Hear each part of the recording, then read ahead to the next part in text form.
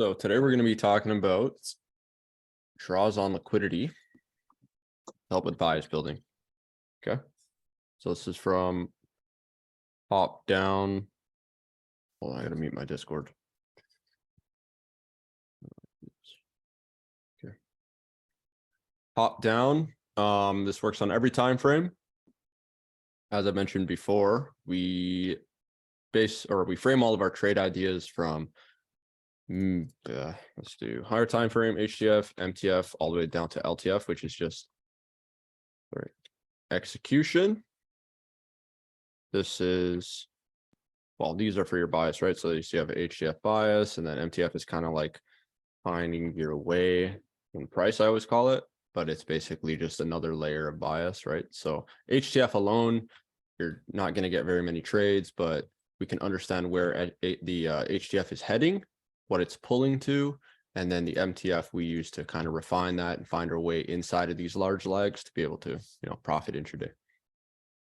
So what are draws on liquidity? Okay. So what do you guys know about liquidity so far? Like, what is the importance of it? I'm not looking for anything specific. I just want to know what you guys, like, what your understanding is right now. Anybody, except for Yas. I was gonna say that. Anybody at all? Like, how do you guys view liquidity right now? Like, what is? I mean, there is like multiple ways of liquidity. There is like double bottom, double top, trend line liquidity. Types of look. So we got equals, right? Equals, yeah. You got trend line liquidity. Trend line. Then there is, I think, pool of liquidity. So you got, LPs, I call them liquidity pools. I mean, those could be whatever kind, right? Like old highs, old lows, right? Old highs, old lows is a simple one. Old highs and lows, right? Because above and below every low and high is some sort of liquidity. Do you guys understand external versus internal range? Yeah, I do. I don't know about others. How about some of the other guys? I think so. Okay. I'm going to say no. Okay, cool. So we'll touch up on this anyways, but this is not the lesson for today. I just want to kind of get a grasp on where everybody is on liquidity. Okay, but the question I was asking more specifically was like, what role does liquidity play in the market? And also our, let's see how we can word this. Okay, let's call it that. What do you guys think liquidity plays? Like, what role in the market? So it's like your fuel for your move. Like, you got to have liquidity so all the orders can get filled and push you along. Okay, fuel for moves, that's definitely one of them. Okay, pockets of money to target, that's true. So we'll just call that targets. Okay. What else? So we got targets. You guys are all coming from FM, I think, right? So you got take. Is everybody here coming from FM? I don't know. It's probably me and Paul, and who came from Falcon? No. Oh, okay. Everybody came from FM? I think so. Yeah. Okay. He's poaching. Yeah. Everybody, everybody came here from FM. I didn't know that. But okay. So yeah. So we all understand like LTT, right? And LTT, right? So not that plays a massive role in what we do here, but it's still like something to consider. But also the most important thing, so I was looking for one specific answer, which is liquidity acts as a magnet for price, right? So that's kind of what this is in essence, target and take, but it's liquidity acts as a magnet for price. So when if you subscribe to an algorithm, moving the market, essentially what's going on here is that this algo targets an area of liquidity, and then it will ideally, what it tries to do is create an efficient journey there until it hits it, and then it'll start to select another area of liquidity and then make its journey down to there, right? So this is the idea of draws on liquidity. And hold up. So okay, draw on liquidity, right? Liquidity. So our job here as bias builders is to kind of try and predict basically what the next draw on liquidity is. And so if we understand that when a liquidity target is locked in by this algo, it doesn't really stop on the way there, right? It tries to get there in the most efficient way possible, but at the same time, you want to be able to facilitate orders of, businesses, governments, banks, whatever, right? Because Forex market is the market of the entire world, right? So just like imbalances, residual orders, price has to come back to, fill these orders. People want to facilitate business at prices like this, right? So they can't just go straight up into an area of liquidity and straight down, right? Because Forex is not just a vehicle to trade from, right? It's literally how the whole world works. So today we're going to be talking about draws on liquidity and how that helps us form a bias, and also how to pair that with structure so that we're not just blindly following our ISPs, right? So just like, who was I talking to? Was I talking to you, Bo? Bobin, I think, right? We were talking about, what were we looking at yesterday? EU or the other day? Right here, right? I don't know what. Oh, yeah. Yeah. So for example, like, we were looking at this, right? So this was your structural level. We clearly had a sweep, so that gives us an ISP. But my bias, even though we were bullish, it was still bearish, even though like we haven't had any clear signal of it. And that's because we came into higher time frame liquidity, right? So the target was met. Now I understand like how markets move, that more than likely we're going to come down and try and hunt liquidity on the other side, right? Because that target's met. So let's get into some theory with this. What time frame was I writing all that on? Oh, shit. Where did all my drawings go? Okay. So how do markets actually operate, right? So this is what trends really are, okay? So let's say we have uptrends, uptrends, uptrends, right? We'd have to ask ourselves, why are we moving like this? This is not like stocks, right? Stocks just go up forever, right? Stocks never stop going up. Forex, on the other hand, is, fundamentals aside, it actually has a job to do, right? Which is facilitate orders. So what reason would it be, disregarding fundamentals, of why price would be pushing up to something, right? We call that draw on liquidity, right? So price is always pushing towards some form of liquidity on every time frame. What we're focusing on, of course, is higher time frame and medium time frame. But let's just talk about higher time frame right now.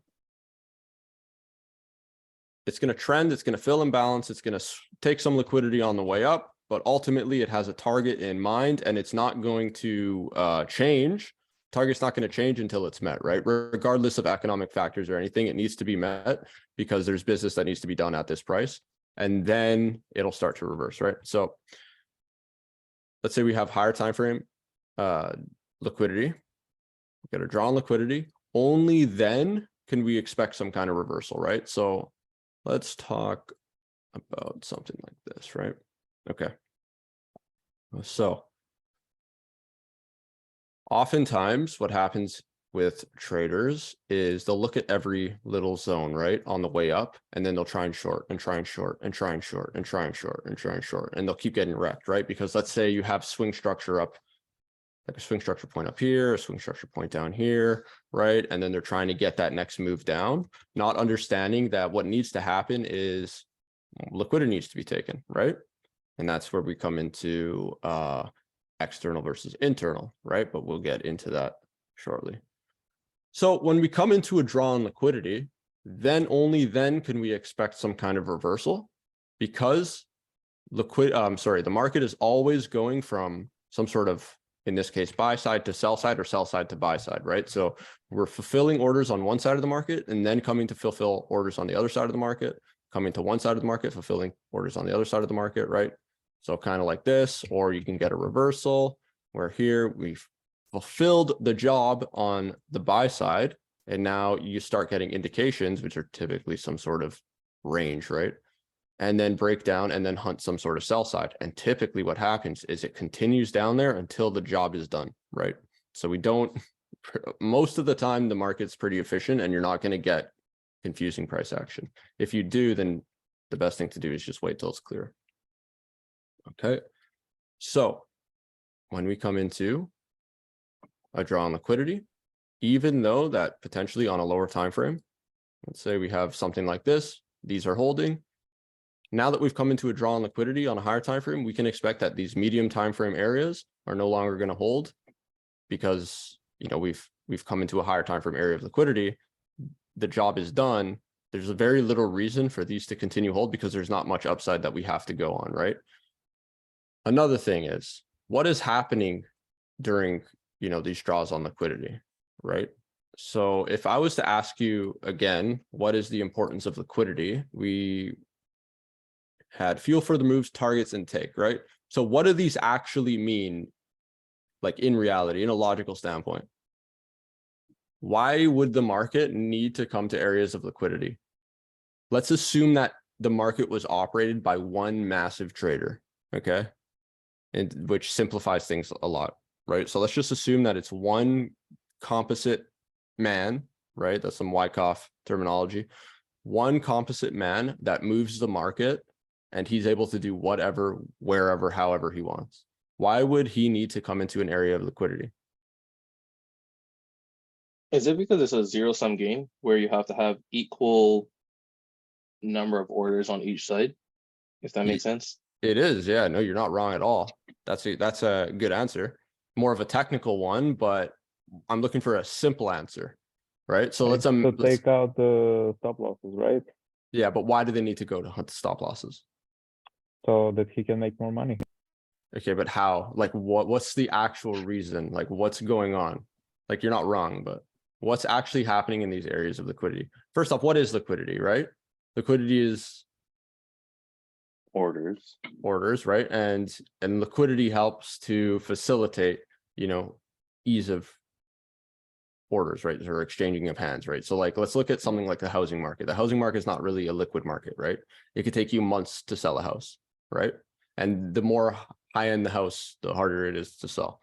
If, you know, in Forex, though, it's an extremely liquid market, meaning that I can place $1 million order right now. What is that? 10 lots. I can place 10 lots right now, place $1 million order, and it'll happen in a fraction of a second, right? It's very liquid. Versus a house, I try and sell $1 million house, and it's going to take me months. So now the problem is when you scale up to size with billions and billions and billions and billions of dollars, right? Like banks, financial institutions. So what they need to do is they need to push orders, or they need to push price into an area of liquidity in order to exit and enter positions. Okay. So, and that's going to displacement. The reason displacement happens is because of lack of liquidity. So they get a big move in the market, right? But when you come into an area of liquidity, they can place a massive amount of sell orders. For example, this is buy side liquidity, which means that when you come into here, there's going to be a shit ton of buyers in the market and a shit ton of sellers. So let's say financial institutions are long here. They push into this area.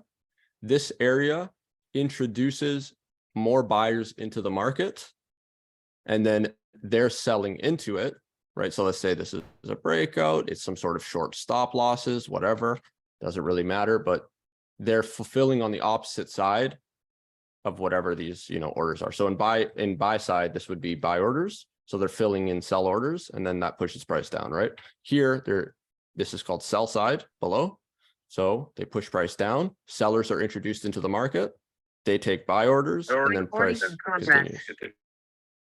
Right? Someone just joined, I think. Okay. Yeah. So is everyone following that? Yeah. Okay, cool. So the reason that it's so important, or sorry, the reason I point that out is because now we understand that liquidity is the main driving force of the market. Supply and demand doesn't matter. Like in reality, supply and demand means absolutely nothing, right? Liquidity is the number one thing that matters, right? Supply and demand is just a result of that. Let's see what else. Like structure doesn't really matter, right?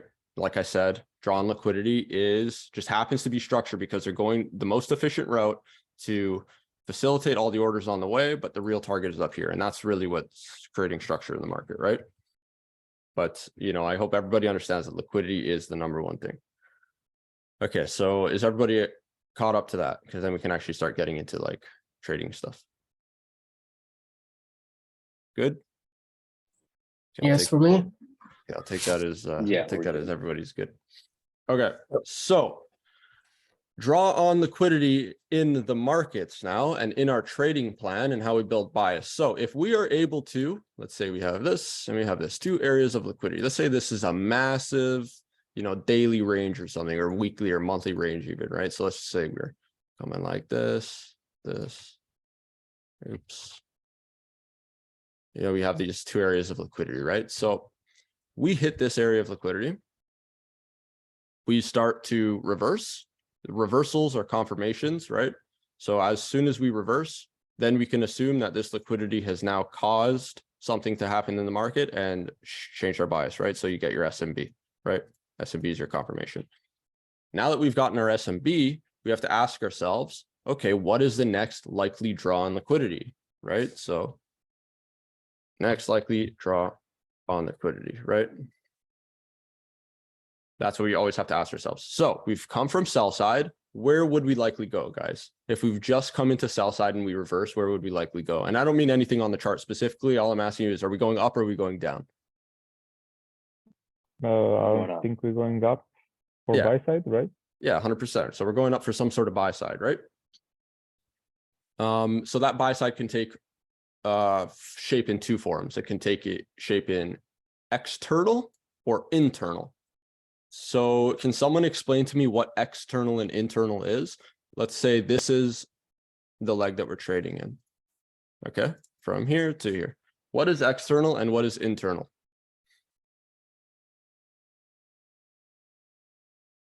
Should I say? Anybody, and it doesn't matter. Let's say so we're the structure that we are operating. Like we have like here lower time frame structure. So this is all like internal liquidity, and that's why we start going up to take out all this until we get these orders, and then we get done. Okay, good. Actually, like here. Okay, good. And E also answered the question. So internal range liquidity is, so first off, internal range, external range, right? They both have a, you know, a shared word term in there, right? Which is range, right? So range is the leg, right? So this is your price range. Internal means inside, right? So liquidity that resides in here, that could be old highs, old lows, FEGs, which is what we focus on, right? So imbalances is a form of liquidity because there are unfulfilled orders in there. So that's what we mostly focus on, but it could be, you know, equals in the leg, all that stuff, right? External range would be outside of the leg. So sometimes what'll happen, especially we have lack of liquidity in here, is we'll wick up above external leg because that's the next likely draw on liquidity. And then from there, we'll have that reversal and then go to the next draw on liquidity, right? Which would be if we're, let's say we're bearish, then that would be the external part of the leg, right? So typically what happens is what we'll do with order flow, right? If we know about expectational order flow, would be come up into premium of the leg, take internal range liquidity, right? Say there's like some sort of FEG here, reverse, and then come take out external range liquidity, right? So this is just simple higher highs, higher lows, right? So basic stuff, but the main driving force of it is, again, liquidity, right? Okay, so we understand external versus internal range liquidity. We understand now what a draw on liquidity is. And now we need to use this idea here to be able to frame a bias. Frame a bias, yes, but also determine how it's possible to trade with that bias, right? Yep. So let me just rehash what we just talked about, which was external or order flow, right? So EOF, right? So EOF equals expectational order flow. I don't really like that term, so we'll do IOF order flow. IOF. Institutional order flow, because it's actually makes more sense. You're not, it's not higher highs and higher lows. So institutional order flow is to go from, so let's say downtrend is, all right, let's do external to internal range. External to internal to external, right? So that means that, let's say bearish leg causes boss, then expect to come into internal liquidity in the leg before causing another break of structure. So does that make sense? Right, so let's say here we have the break of structure. Then the expectation is to have some sort of reversal, come into internal range liquidity. Then that's the next part. And then from there, another reversal, and then come and take out external again. Okay. So that's all that institutional order flow is in the most basic sense, right? So how do we use this idea to be able to frame a bias and then also trade from it? Okay. So the first thing that we always have to ask ourselves is, what is the next likely draw on liquidity? This could be in a daily time frame. This could be on a 4-hour time frame, a 1-hour time frame, a 5-minute time frame, a 1-minute time frame. Most of the time, again, we look at HTF and MTF, and then LTF, we kind of a little bit loose with it because it's really just to execute to get better RR on those, medium and higher time frame trade ideas. Okay, so this is something very important. Okay, and it's another little piece of the pie of the entire trading plan is that when the algo has locked in a liquidity target, back to what I said earlier, it efficiently gets there. Okay, so this is why we differentiate between type 1 and type 2 ISPs. Okay, so let's draw this out here. Give me 1 minute. Let's say we got this. Okay.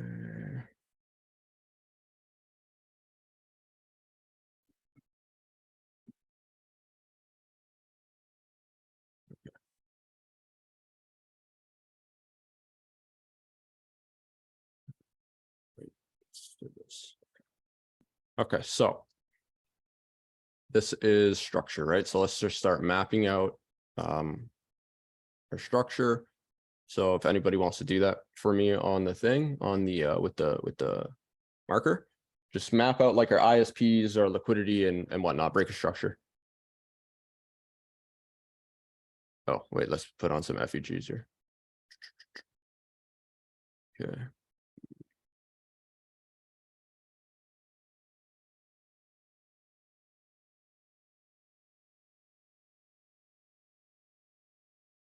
Okay, so yeah, map out like your ISPs, a sweep and break a structure, anybody.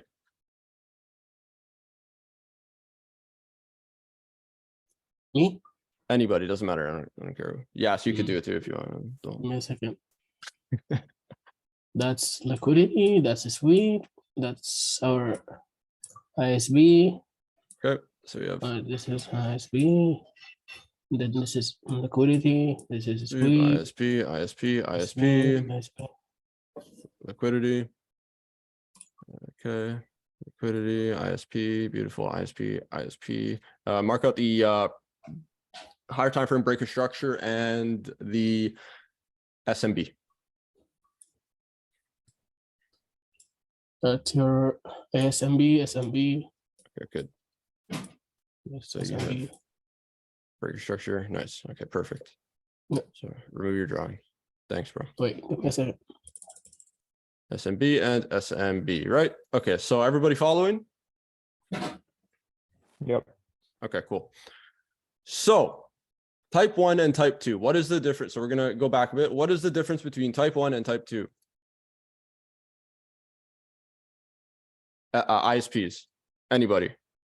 Except Yas, I know he knows the answer. I was gonna answer actually. One takes. Type Uh, 1 liquidity. tends to hold more, and type 2 Yeah. doesn't hold as Okay. much. It's used for That's the internal liquidity. I think I used that term right. which one is? Type 2 is used for internal liquidity. That's absolutely correct. So this is internal,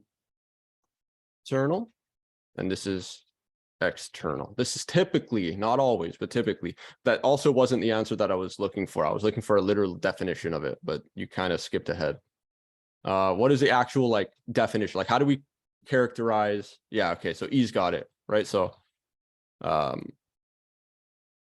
takes liquidity type 1, and what's the second one? E.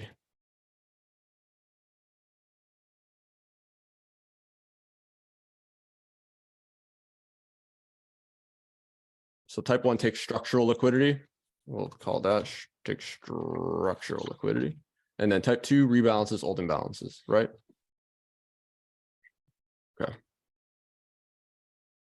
So if I was to ask you guys, how do I know, like, how can I be confident when a type 2 is going to hold versus when a type 1 is going to hold? Brian, you in here? Yeah. Okay. If I was to ask you, how could I possibly know when a type 1 is going to hold over a type 2? Like, what do you think would come to mind first if you just had to guess? When it sweeps liquidity up to the top of a range. Okay. So what would that mean? Like, so if we did come up and sweep liquidity at the top of a range, what would you expect? That type 2 holds or doesn't hold? Type 2 or type 1? Type 2. Type 2. I would expect it to hold. Okay. So let's talk about this. So let's say, you know, we just came up down and then these start to fail. Why in the world would these start to fail?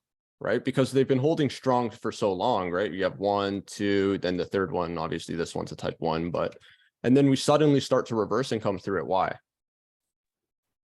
Because it's filling those gaps, it's taking it back. It is, yeah.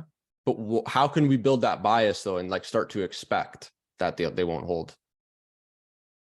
And not knowing the answer is fine because I didn't give you it yet, right? Yeah, but I haven't. When we get the structure break here, the SMB. Okay, yeah, well, yeah. So it already kind of, the answer is already kind of in the way that you analyze it anyways. But the main thing is that when we come into a higher time frame draw on liquidity, right? Let's come back to that DOL, right? Or yeah, so DOL. And then next likely draw on liquidity, right? So this is the draw on liquidity, right? So we've come down, we've broken this external range, right? So this was our range. We've broken out. So this is an area of liquidity. You know, you pair that in with like what's going on the higher time frame as well. So let's call this. Yeah, we've come into an area of HTF liquidity. Now the market naturally needs to go towards a next likely draw on liquidity. So that next likely draw on liquidity, the first one to assume is it's going to be type 1s or type 2s, sorry, right? So it's going to be these ranges of type 2s. So if you're coming from fractal, you'd look at this stuff as substructure, right? Yeah. These would be substructure highs because they don't sweep. And then you would look at these ones that sweep as your POIs, right? Yeah. Right. So what we can assume is after we've hit our draw on liquidity, the algo will look for the next likely draw on liquidity, which will either be external or internal range liquidity. Typically what happens is if we still have a downward target to chase, we'll go towards internal range liquidity, right? Because overall the bias on the higher time frame is still bearish. If it's complete, then we'll come and take out the highs. Another thing to point out is that if there is a lack of liquidity in this leg, for example, something like this, then what would happen is you'd come up and you'd actually pierce above it and take it as liquidity before continuing. Okay. So you've noticed that in the structure work that we did yesterday, right? So understanding this is the very, very, very important part. And again, this is literally the core of the trading plan. So if you guys are paying attention here, you'd understand that structure, the way that we view structure, isn't actually just structure, right? This is taken into account liquidity concepts, it's taken into account order flow, and it's taken into account bias and structure, right? So these ISPs and SMBs, it's simple to map out, but it's actually loaded with information, right? You're able to build, you're able to get, it kind of forces you to get on the right side of the market, right? Now, let's say we've just tapped into here and we've now determined, or we've predicted, you know, you don't know if you're right ever in trading, but let's say we've locked in that this is the next draw on liquidity, right? Would be to take out all of this and then come into our type 1, right? Going back to our last lesson, and I think Christian mentioned this just now, type 1s tend to hold and type 2s tend not to hold. Right? If we understand that we've hit our higher time frame liquidity target, where we have a higher time frame draw on liquidity, right? So let's say that we were only 1 second. Let's do this. Let's make this white. Okay. Right. So let's say we all we see is this, right? And then we have that, let's say we have like some sort of fractal SMB on here, right? So, and then wait, we have this guy, let's put this guy to the front. This guy to the front. Okay, so we have our next likely draw on liquidity, right? Right, so we have liquidity here, and then we understand that we're next likely draw on liquidity is to come up here because we've come down here. What can we understand based on what I said about efficiently moving markets? Going back to the beginning of this lesson, I mentioned that markets move efficiently when they have a liquidity target, and they kind of just try and get there in the most efficient way possible, right? So what can we take out of that information? Efficient delivery would be to come back and fill imbalance, continue on, and fill imbalance, continue on, right? So what we can expect when we've now chosen a new liquidity target is that type 2s will begin to hold all the way there, right? So what on the way that, so just like when we came here, we've had a target of liquidity, type 2s hold consistently. They don't fail. Here, on the way up, what we can expect is that type 2s will hold. Let's say there's imbalance in here, right? Imbalance in here. These type 2s will hold until the target is met. So we're able to, the whole plan of our trading system is to determine the draw on liquidity, because that gives us a bulletproof bias of how to trade it by following these type 2s all the way up there. Okay. And then when we get there, we have to ask ourselves, okay, now that we've gotten there, there's a possibility that will reverse because, you know, the objective is met, right? So because the objective is met, we understand that these type 2s are done their job and they're unimportant. There's no reason to continue doing that. So then we can expect that they break, right? Is everyone following? Yeah. Any questions? Now's a good time to ask questions because we just went through a shit load of information. So is it always that type 2 holds when it's pullback, or like that's just something like example that you said?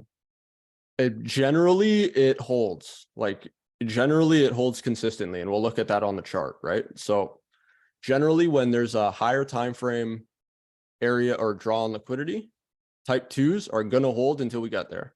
Generally, when there's a draw on liquidity, type 2s are going to hold until we get there. On every time frame, right? I don't look too much on the lower time frames, so the lower time frames tend to just do whatever the hell they want, right? Yeah, so, that's how your what's his name, PK? Yeah, that's how he entered the trade last night, right? Yeah, right. So he's following that, and me too, right? I took a trade on GU. We can go look at that right now. Let's see here, and I could have held that trade with really no problem, right? So let's look at this. So let's look at this in reality. So HTF liquidation, right? So we've just had an HTF liquidation. What do we expect? to go for another liquidity sell Yeah. side. So we just took buy side. We're expecting that we'll come take sell side, right? So this was our most recent ISP. Let's see here. We come into here. So you have this one, right? And then that's it, right? So there's your break, right? Yeah. And then where does the SMB happen? But it's right here, right? Right. So you have this one, SMB, and then you have a sure one, right? You have this one is absolutely 100% sure. Yeah. Like you've come and taken out a type 1, right? So this one is really your last line of defense, right? So when there's a type 1, for example, a type 2, sorry, it's possible that we use that as liquidity and continue up. But when we come take out this type 2, we know for sure that, this is a confirmed SMB now, and we're bearish, right? Okay. So let's map out liquidity here, okay? Not that you're wrong, you're right here, but I'm gonna, for ease of explanation. Yeah, I understand. I understand. Okay, so map out liquidity, like sell side liquidity. So let's just assume I'm gonna put this up here, blah, blah, blah, like so. Map out sell side liquidity on the higher time frame. I'll even Here on the I'll even do this. left Like, side. where is sell side liquidity here? Just map it out. Okay, so like we started a move from up here. So let's say this, and this. Okay, yeah, that's buy side though, right? We're looking for sell side. Oh, the other side. Yeah. Okay, let's go from the bottom. Okay, perfect, right? So you have your obvious sell side target right here. Yeah, and also like, I mean, if we're Oops. gonna target, Yeah, and you have there.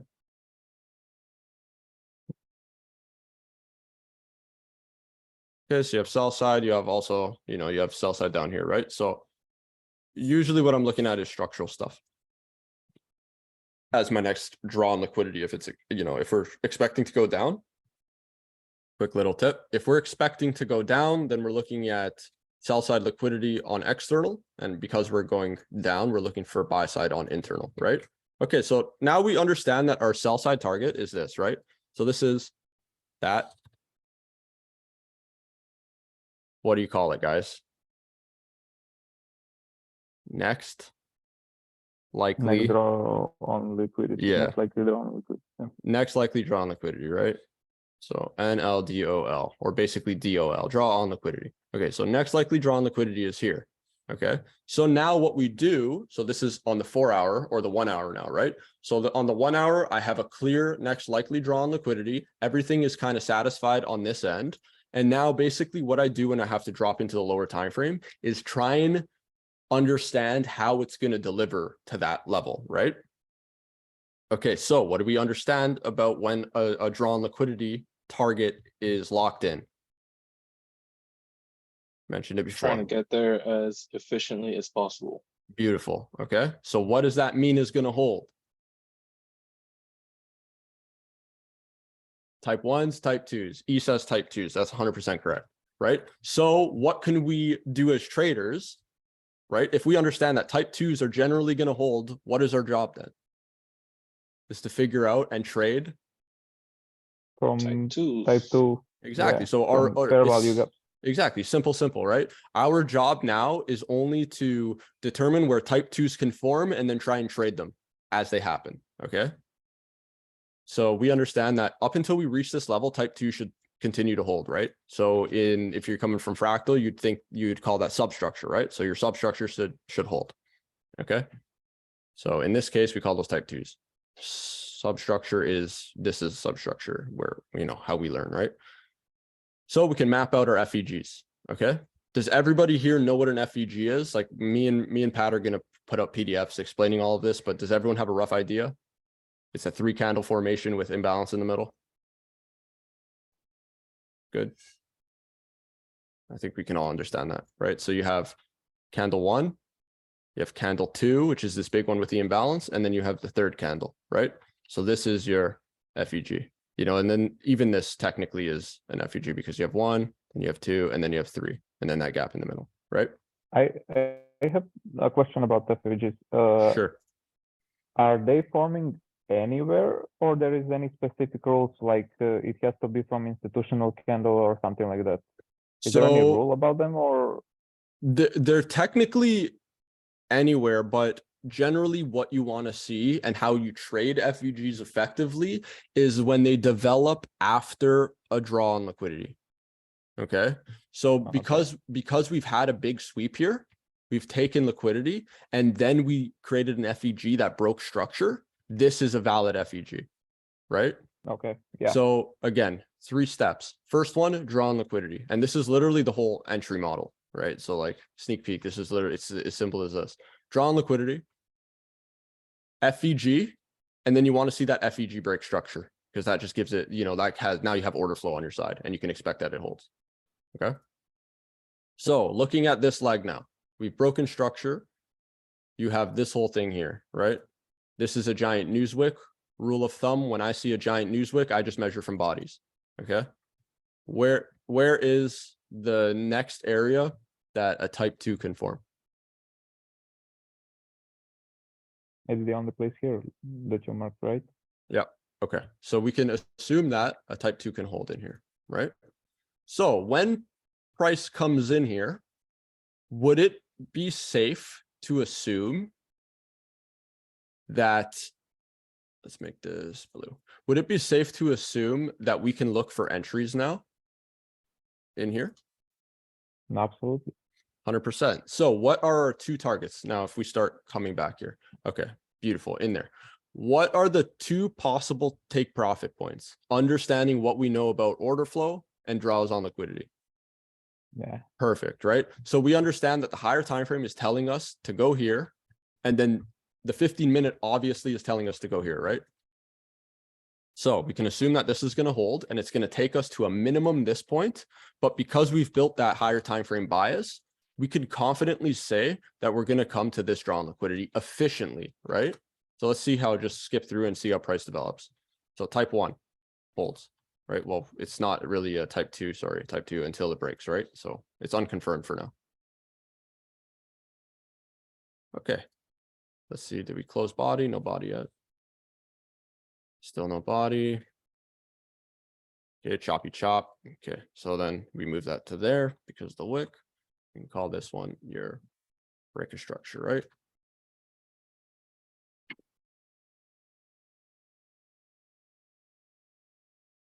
Okay, right?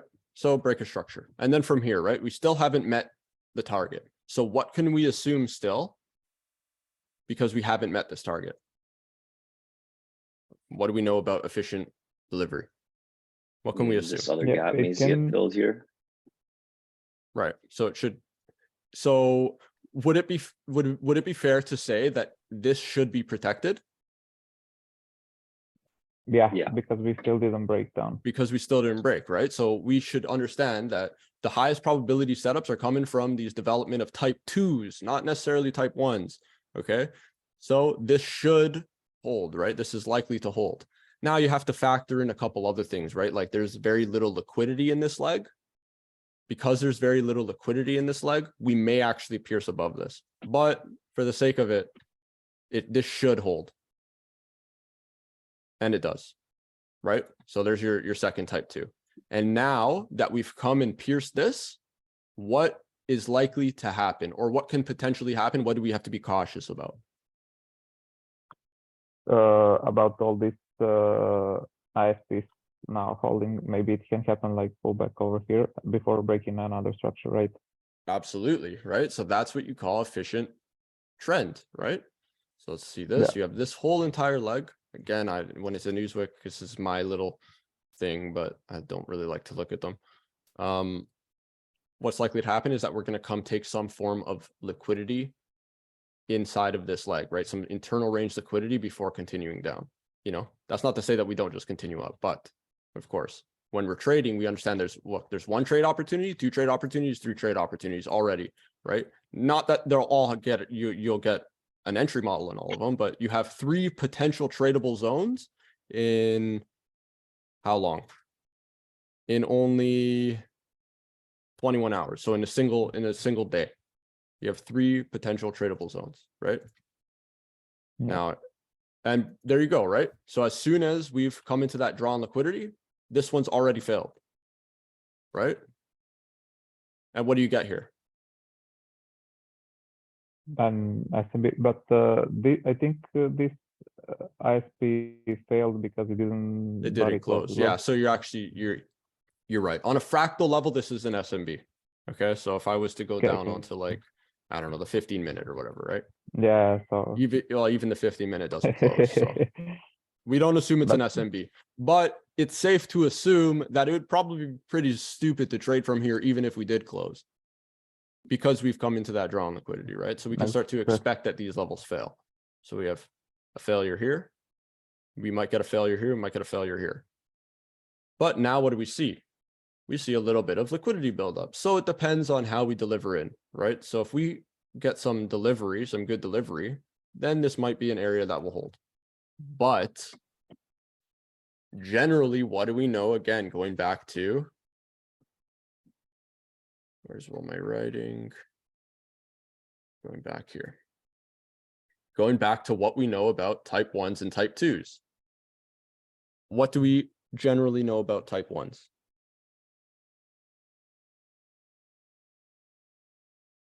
that it grabs liquidity and keeps going in the direction. And what can we expect when price comes into a type 1 area? The grab of liquidity and No, let's say this is already developed. So the type 1's there, we've pushed down. The expectation is that when we come back into a type 1, we can expect some sort of reaction, right? So just like in FM, the POI selection chart where, if it's a sweeping POI, you can expect a reaction, right? So it's the same thing, right? A type 1 structure point, you can expect a reaction from, right? So we have to pair that up with other things like, is there liquidity to come into that area, or is there not? Then we can use it as liquidity, right? But we have to take into context order flow, right? So that's where long-term points come in too, right? So for example, let's say that there's a little bit of, imbalance in here, right? That gives us a type 2, right? So we have lower one on the right and the left. So this becomes a swing point, right? So if our swing bias is to put in new lows, we build confluences like we have internal range liquidity to take into the type 1, then we can start to look for confirmations in here on the lower time frame, or be patient, wait for the SMB. And then again, what do we know about? So an SMB just means that the pullback phase is confirmed to be complete, but let's talk about this now. So we have our draw on liquidity. We have our draw on liquidity. Where is the next likely draw on liquidity, especially with the confirmation of the SMB? so Anybody? it should be like down here. Beautiful. So your next likely to draw on liquidity is down here, right? So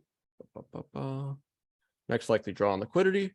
What do we know about order flow, Brian, when we have a liquidity target? What do we understand about order flow?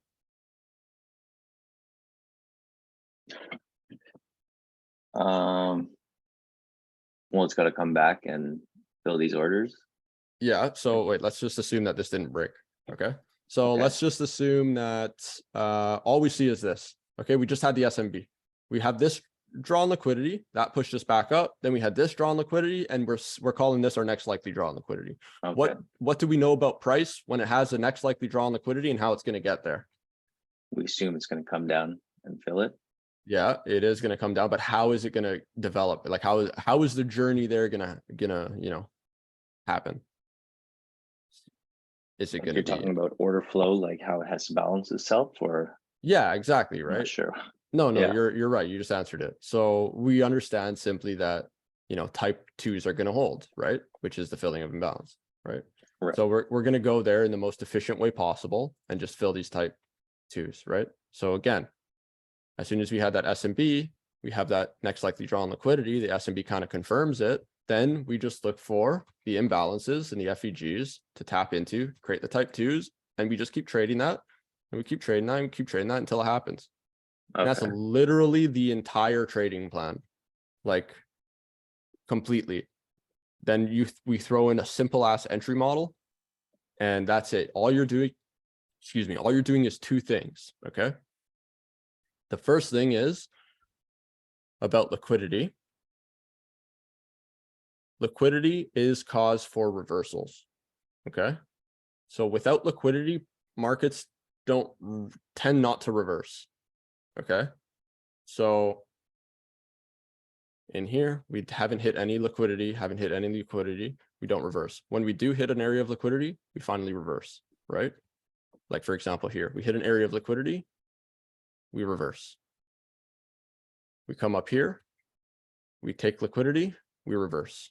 We come down here, we take liquidity, we can potentially reverse. But if there's no liquidity in the equation, then the probabilities are on the side of just continuing and not reversing, okay? So going back to this, right? SMC guys trying to trade from every little zone, it doesn't work, you get smoked because there's no liquidity.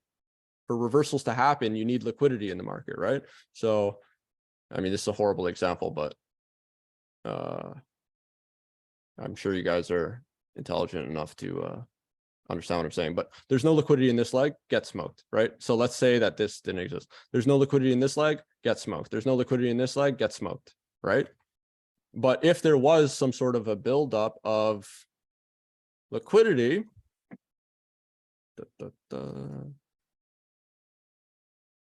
if there was some sort of a buildup of liquidity, right? Come on.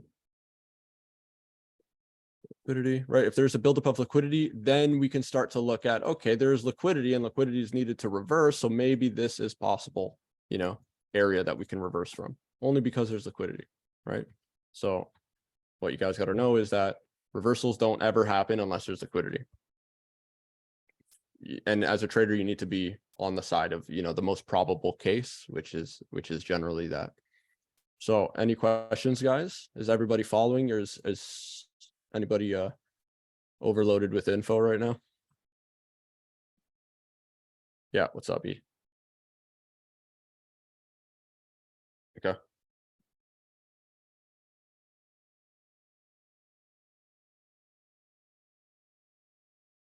Yeah, so let's that needs to be an ISP. So let's just assume that that was, you know, filling some sort of imbalance. Yeah. If it's not an ISP and it's just substructure, then it's not an SMB. Okay, no problem. Anybody else? I have a question. Like, what if there is like formed in the three types of candles? Like, last two candles are like FVGs. So how do we recognize? Should we go on a higher time frame or? So you mean if there's like two FVGs back to back? Yeah. Okay, so you can go on a higher time frame and then you would see that it's all one FVG. Then there's another thing as well, but we haven't gotten into that, which you'll learn right after the weekend, and it's kind of part of the PDFs, which is basically stacking confluences with your FVGs, which kind of helps you to pick them. So this is actually this brings me to my next part of this whole live, which is, should I separate this one into another live? I don't know. It depends how you guys feeling. Is this too much information for one day, or do you want to throw in some more right now? Because I can also just turn it into a separate video if you guys like. But there's just one last thing. It's called first and last line of defense. Do you guys want time to process this, or do you want to continue? Yeah, I don't mind, but but maybe cut it up. Cut it up into Okay. different things? Well, let's see it now, but maybe cut them Okay, up so just so we yeah, can. sure. So I'll do both. I'll show you guys now, and then I'll make a video on it as well. Okay, cool. So this is a little exercise that I want you guys to do. Okay, so you can go on to like any chart you want, weekly chart, daily chart, whatever. I like to stick with daily chart. Okay, let's find a very clear one. So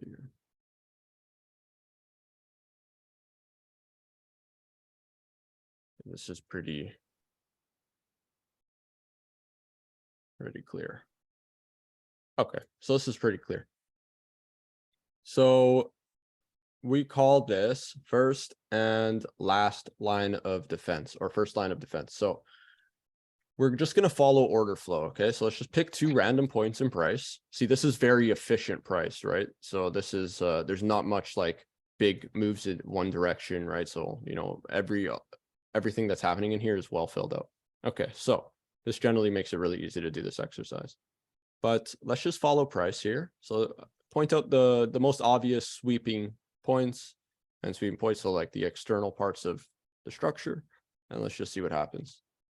So you have, what do you call this? A draw on liquidity. Liquidity. Right. So you have a draw on liquidity here. So this is where we'll start from. And now figure out where is the next likely draw on liquidity. And let's just look at, well, yeah, okay. So you have one here and one here. Beautiful. Okay, so one here and one here, right? So you have 2 areas of liquidity that price is likely to go to. So let's follow price as it goes. So let's do, we're going to call this one a first line of defense. So that's what we're always asking ourselves. So in this case, we're going lower. We're going to ask ourselves this. If we're going to go lower, where are we going lower from? Okay. So we've pushed down. Build imbalance. We've pushed down, continues push down. We break structure here. And now we start to pull up. Now we have to ask ourselves, if we're going lower, where are we likely going lower from? Right. And I don't mean in this leg. I mean, just in general, right? Let's look at supply and demand even. If we're going lower, where are we going lower from? Oops. Okay. Right. So we have this area here. Okay. Then we push down, we break structure, we start to pull up. If we're going lower, where are we going lower from?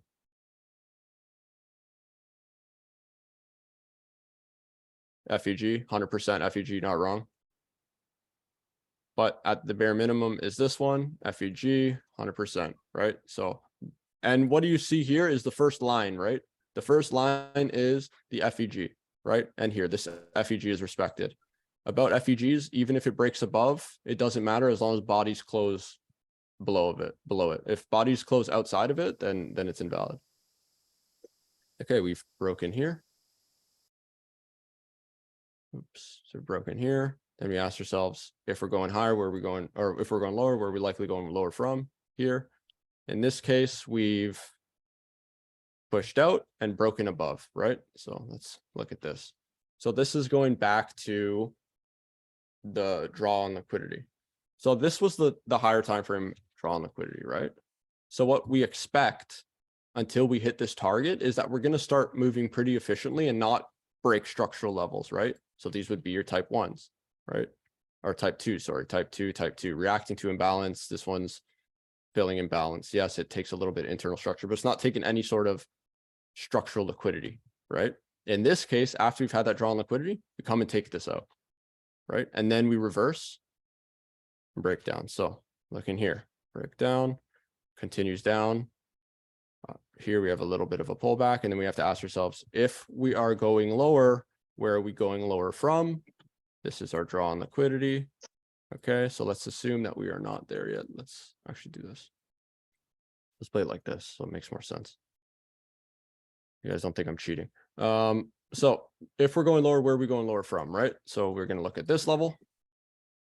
Most obvious supply and demand one. This is the first one that happens, right? So this would be the second one. This is the first area that we can reverse from. Again, like this one. There's no area we can reverse from. This is the first one. This one, no area we can reverse from. This is the first one. This one, this is the first one, right? Okay, we've hit the draw on liquidity. Now from here, we can expect that we'll run some form of external liquidity. Right. So what we would ask ourselves from here, let's go back a bit, is if we were to continue down, right? If we were to continue further down, where would we reverse from? Or where would we go down from, which would be the first one, right? So this is the first one going down, doesn't really hold, breaks out. When it breaks out, then we shift our bias. So we call this an SMB, right? Hopefully this all comes together in a second. And now from here, we ask ourselves, if we're going higher, right? Because now we're going higher to some sort of a draw on liquidity, right? So we have, oops, we have this one. And then we have like structural liquidity up in here. If we're going higher, where are we going higher from, right? So then we look at that next area of supply demand, right? So this one, we're going higher from, we do tap into it. I don't see anything specifically that, you know, we can catch on to, so we just skip in price. Okay, we push down. Now we ask ourselves, there's your SMB again. We ask ourselves, if we're going lower, where are we going lower from? Anybody? What's the first thing that stands out if we want to go lower and then take out this draw on liquidity? Beautiful. Okay, so you guys are getting it already. Yep. Hopefully this is coming together, right? So this one, so if we are to continue bearish efficiently, we shouldn't have any reason to come up here, right? We really should not have any reason to come up here. If we push down above this, then it's most likely that this is the structure in control and we're just going to take out this. But if we want to follow bearish order flow here to our drawn liquidity, if this is in fact the liquidity target, then these type 2s that happen, these first lines of defense should hold, right? So that could be a type 2, for example. It could be even supply and demand, right? Okay, so we don't hold. So this should break, right? Now, that's not always the case, but generally should break, and it broke, right? So now we have to ask ourselves, we had to break a structure again. So if we're going higher, so this becomes a target, right? If we're going higher, where are we going higher from? Okay, so there's this one, but there's also this, okay, which is called a breaker block, which we're going to get over that on the weekend. But you can see this whole range, right? This whole supply and demand range, right? The sell to buy. We shouldn't really come below here. Let's see if there's an FEG that happens here. Okay, so from here, this is stacking confluences. If we're to come up here efficiently as possible, we shouldn't come below this FEG. This is the first line of defense. Okay, now we push down. We're likely going to come deeper. We didn't take the draw on liquidity, but we're reacting to that type 1. This is a type 1 because it sweeps. And that's what we know about type 1s is they usually get a reaction. We have plenty of internal range liquidity. Let's see what happens. Okay. If we're going lower, where are we going lower from? Of course, we didn't have that break, right? But if we're going lower, where are we going lower from? Right. It's maybe up here or no? So yeah, Or this we're one, but looking the, at that line? the first line of defense, right, is here. Okay. Okay, it doesn't take out the low, fails to take out the low, so we're probably going to come a little higher. But nope, see, there you go. First line of defense hold, right? So this is how we follow order flow. We don't have to always look at extremes, right? Yeah. Because that takes forever to get to, right? What we're doing here is we're identifying the drawn liquidity and the most efficient path for it to get there. That's our job. So doing this exercise of first line of defense, where are we going and how are we likely to get there? That's what you're always asking yourselves. So we're going up. We say, if we're going higher, because we have a target here, if we're going higher, where are we likely going higher from? So it was this one, right? And then in here, we failed to take out this high. We push lower again. And we looked at this as our next likely drawn liquidity. And we ask ourselves, if we're going lower, because the drawn liquidity is below, where are we likely going lower from? So what is the first line of defense? And that's this one. And then there you go. Right? So are you guys clear on what this exercise is? So are you looking for like supply and demand blocks opposed to FVGs here now, or? So I'm looking at both, right? I'm looking at both. So supply and demand really, so the way FVGs work, right? Let's see here. Let me just take a screenshot. Hold on. Let's do this. Let me take a screenshot of 3 candles here.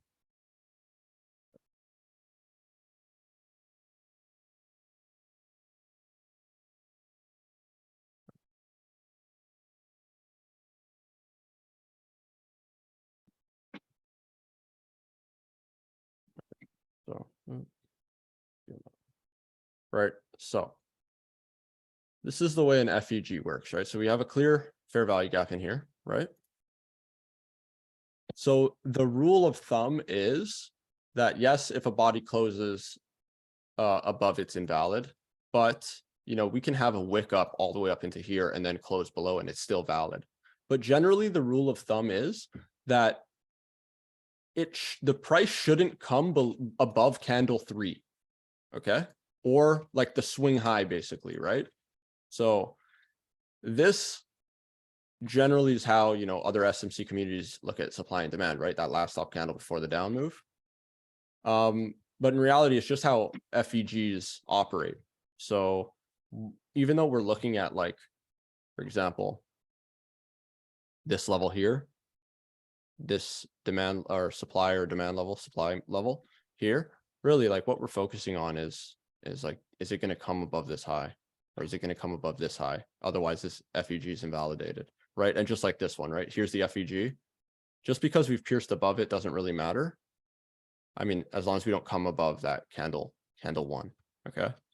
So I'm going to let you guys be a little, you know, loose with it because I want you guys to experiment and kind of figure out how price is doing this, but go map out the FVGs, go map out the whole supply and demand as well, right? It's like, there's no FVG in here, but there's just this one, and this one gets ran through, right? But yeah, first line of defense in this case, there's really no liquidity, so it should be this whole supply and demand, right? And this is just how we follow order flow. Okay, so we've tapped in below here. If we want to go lower, where should we go lower from?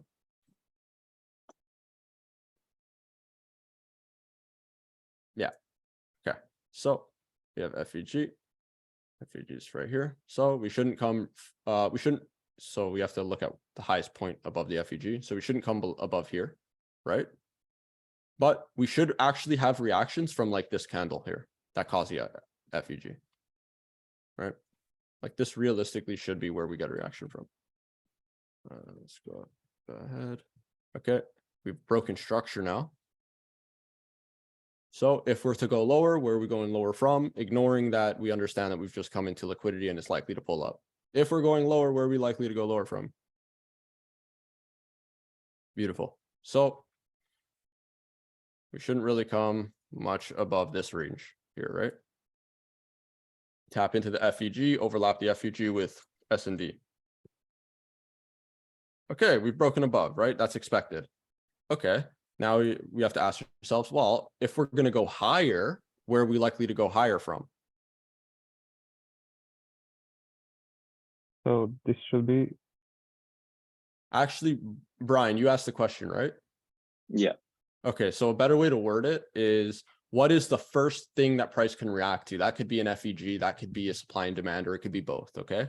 So in this case, yeah, so that's a better way to answer the question. If we're to pull back, what is the first form of support, so to speak, that we're going to hit? Support like this whole range here, or the FVG? You got this one, you got the FVG, but what about the whole down move? Right, like this. What about this whole sell to buy, right? Yeah, I guess. So this would be the first one that we tap into. So if we're going to go higher, really what should happen is we shouldn't come that much lower than here. If we're going to push lower, then we might actually start to break down further. Let's see here. Okay. Reacting to this FUG is still holding because we haven't broken above. Haven't broken above. Haven't broken above. Okay, so we tap just into it. Okay, there we go. And okay, now we're all the way at the bottom. So we might actually be going lower, right? So this demand level here is holding. Might be going lower. Okay, so we've actually pushed down all the way here. So this, if we're going to dance around in here, technically what this means is we're going to have some sort of like big reversal in play. But okay, push down. All right. So if we're going lower, where are we going lower from? And I should have asked that here as well. Right. So let's actually take that a step back. Okay. So here I asked if we're going higher, where are we likely going higher from? Right. And we said that it would be this level here. That level didn't produce the reaction we wanted. We started to break down. Then we have to ask ourselves, if we're going lower to this target, where are we likely to go lower from? From here. This whole candle. Yeah, you got the whole candle, you got that FEG, right? And then you Right. have this one here as well. But there is also a True. FEG down here. Yeah, Right. so we also have this one here. Do we actually react to that? We actually do react to that. Let's see what happens. Right, but we have plenty of FEGs and we want to be stacking confluences as well. So our first line really is here. Technically, this is not incorrect, and there's probably a trade in there on a lower time frame anyways. So you don't really have to get it. You don't have to be right on your bias all the time to actually get profitable trades. But yeah, so we react to this one and we push down. And this is because there's stacked confluences on a lower time frame as well, right? And also, we kind of want to be considering like premium discount as well. Okay, so if we're going lower, where are we likely going lower from?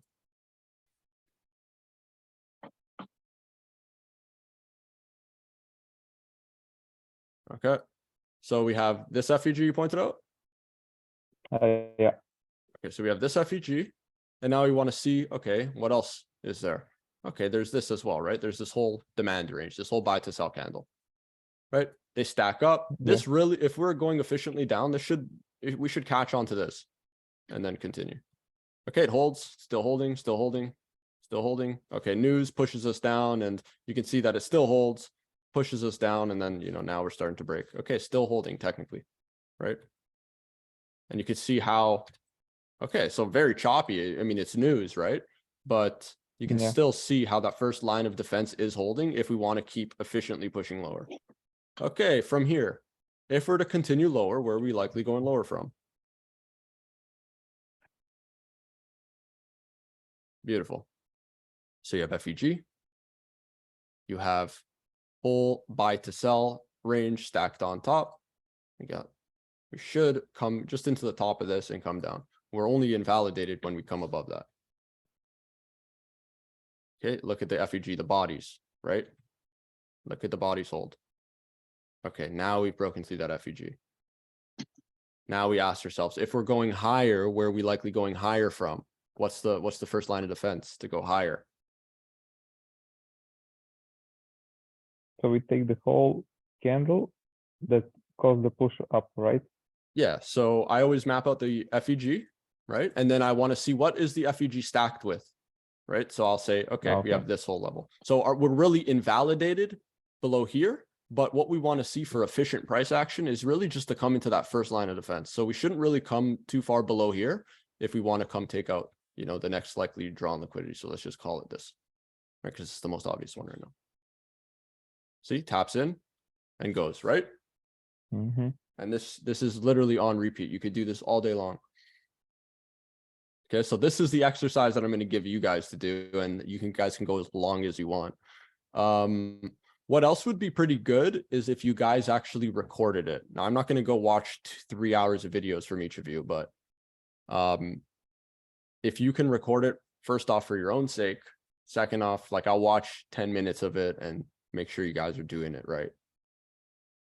But yeah, go to a random price action on the daily chart of any pair whatsoever and just do this exercise. All right. Yeah. So you want it with liquidity, supply demand, FEGs, and then Yeah. obviously structure. All right. Yeah.